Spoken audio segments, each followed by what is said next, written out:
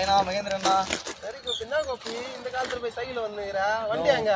பாத்தியா எனக்கு என்ன தொப்பு இருக்குதா? அவனுக்கு பேர் தொப்பு இருக்குது. பாத்தி எவ்வளவு ஸ்லிம்மா இருக்கிறேன். கைதிக்கு தெரியுமா கற்பூர வாசனை? கைதிக்கு தெரியுமா? பயன்பு என்ன தெரியுமா? விளக்கெல்லாம் தெரியுமா? விளக்கெல்லாம் தெரியாது, பெரியவங்களா சொல்லுவாங்க. அதனால நானும் சொல்றேன்.